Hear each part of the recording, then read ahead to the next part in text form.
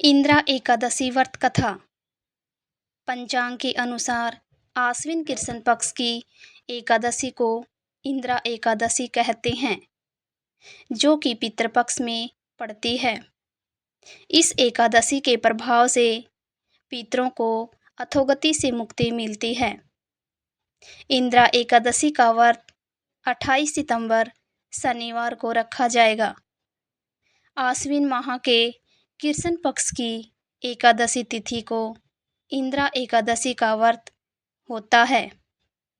पौराणिक कथा के अनुसार जो व्यक्ति इंदिरा एकादशी का व्रत रखकर भगवान विष्णु की पूजा करता है, उसके पितरों को मोक्ष की प्राप्ति होती है। मृत्यु के बाद उसे भी स्वर्ग लोक में स्थान मिलता है।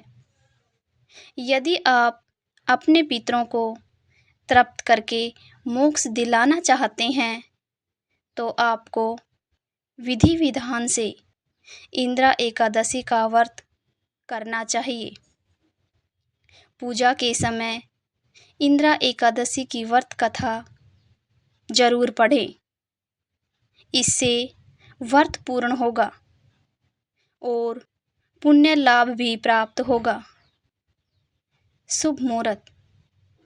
इस साल इंदिरा एकादशी का व्रत 28 सितंबर 2024 को रखा जाएगा और व्रत का पारण 29 सितंबर सुबह 6:13 से 8:36 के बीच किया जाएगा।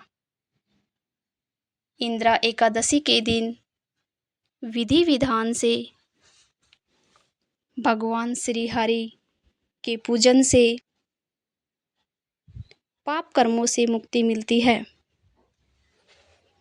जानते हैं पितृपक्ष में पड़ने वाली इस व्रत कथा के बारे में। पितृपक्ष की व्रत कथा। आइए जानते हैं पितृपक्ष की कथा किस प्रकार है। धर्मराज युधिष्ठिर कहने लगे कि हे भगवान, आश्विन कृष्ण एकादशी का क्या नाम है, इसकी विधि तथा फल क्या है, सो कृपया करके कहिए।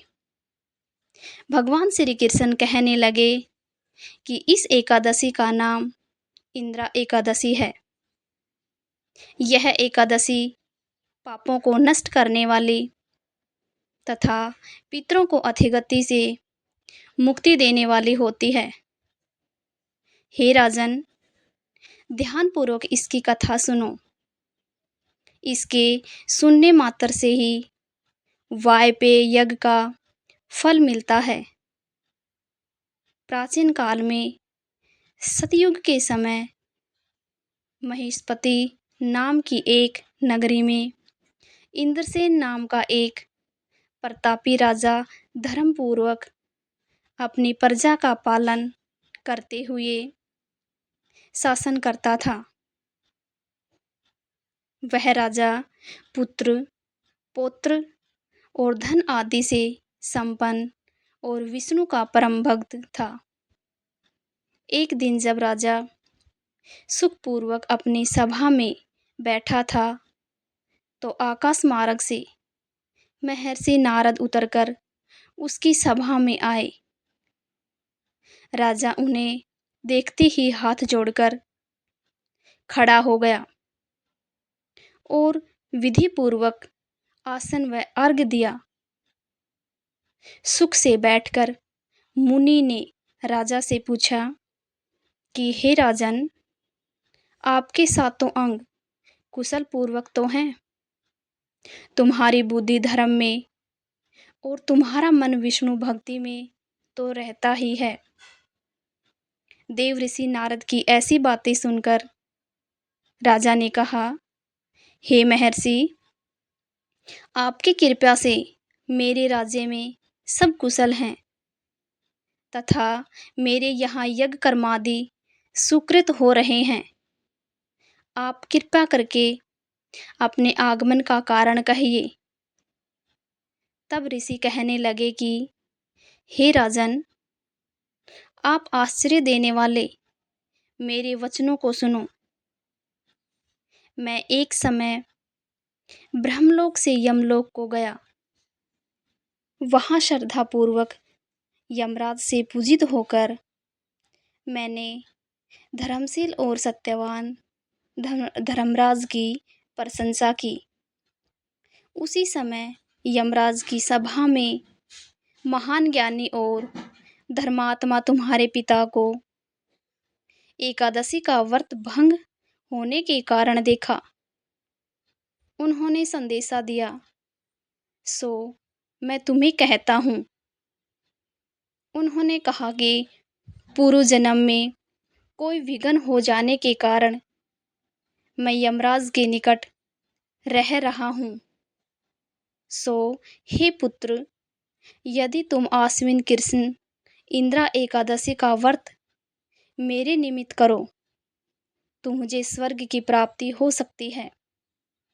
इतना सुनकर राजा कहने लगा कि हे महर्षि, आप इस व्रत की विधि मुझसे कहिए। नारद जी कहने लगे, आश्विन माह की कृष्ण पक्ष की दशमी के दिन प्रातःकाल श्रद्धापूर्वक स्नान आदि से निवृत्त होकर पुनः दोपहर को नदी आदि में जाकर स्नान करें। फिर श्रद्धापूर्व पितरों का श्राद्ध करें और एक बार भोजन करें। प्रातःकाल होने पर एकादशी के दिन दातुन आदि करके स्नान करें।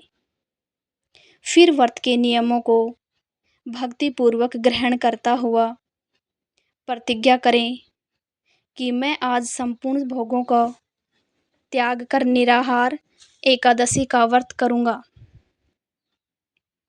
हे अच्युत, हे पुंडरीकाक्ष, मैं आपकी शरण में हूँ, आप मेरी रक्षा कीजिए।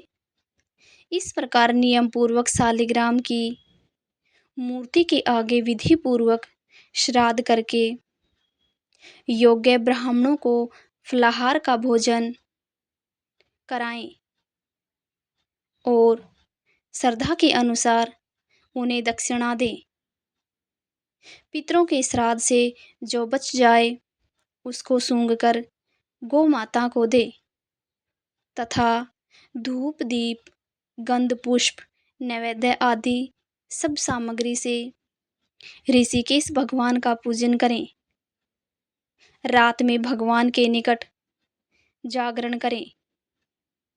इसके पश्चात द्वादशी के दिन प्रातःकाल होने पर भगवान का पूजन करके ब्राह्मणों को भोजन कराएं।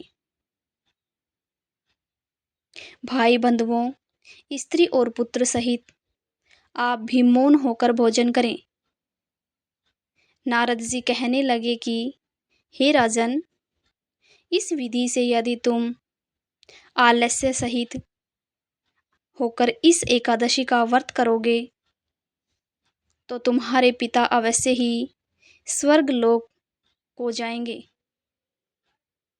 इतना कहकर नारद जी अंतर्ध्यान हो गए। नारद जी की कथानुसार राजा द्वारा अपने बांधवों तथा दासों सहित व्रत करने से आकाश से पुष्प वर्षा हुई और उस राजा का पिता गरुड़ पर चढ़कर विष्णुलोक को गया। राजा इंद्रसेन भी एकादशी के व्रत के प्रभाव से निष्कंटक राज्य करके अंत में अपने पुत्र को सिंहासन पर बैठाकर स्वर्गलोक को गया। हे युधिष्ठिर, यह इंद्रा एकादशी व्रत का महात्म्य मैंने तुमसे कहा। इसके पढ़ने और सुनने से मनुष्य सब पापों से छूट जाते हैं और सब प्रकार के भोगों को भोग कर वैकुंठ को प्राप्त होते हैं। दोस्तों, यह थी आज की कथा। इंद्रा एकादशी की जय। प्रेम से बोलिए विष्णु भगवान की जय।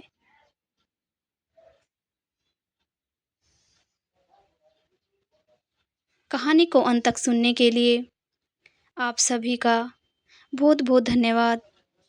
आशा करती हूँ कि आपको ये कहानी पसंद आई होगी। वीडियो को लाइक करें, चैनल को सब्सक्राइब करें और ज़्यादा से ज़्यादा शेयर करें।